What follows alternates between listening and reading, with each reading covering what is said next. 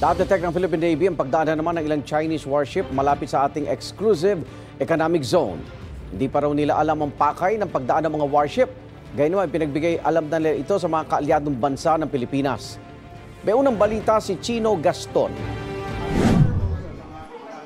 Na-detect ng Philippine Navy nitong Sabado at Linggo ang pagdaan ng Chinese aircraft carrier na Liaoning at dalawang escort na warship sa Hilaga-Silangang bahagi ng exclusive economic zone ng Pilipinas.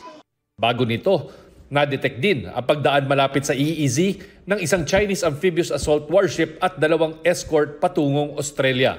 Sa monitoring din ng Japan Maritime Self-Defense Force, dumaan ang carrier sa timog na bahagi ng kanilang bansa malapit sa Okinawa at nakilala ang dalawang escort ships na Renhai-class guided missile destroyers. Hindi alam ng Philippine Navy ang pakay ng mga Chinese warships pero ipinagbigay alam na raw sa mga kaalyadong bansa ang pagdaan nito malapit sa ating EEZ.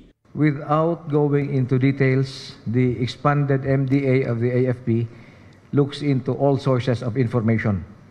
And I would like to highlight our enhanced defense relations with Japan, with Australia, with New Zealand, with Korea, among others.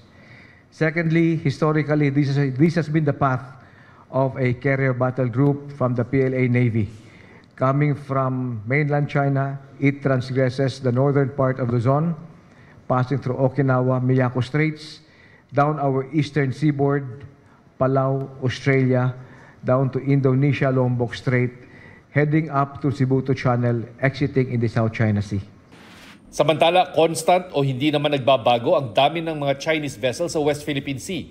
Ayon sa Philippine Navy, 5 Chinese Coast Guard at 2 Navy warships ang nagbabantay sa Baho de Masinloc, 6 na China Coast Guard ships naman at isang People's Liberation Army Navy warship ang nasa Ayungin Shoal. At sa Pag-asa Island, isang Chinese Coast Guard at 2 Chinese Navy warships ang namamalagi.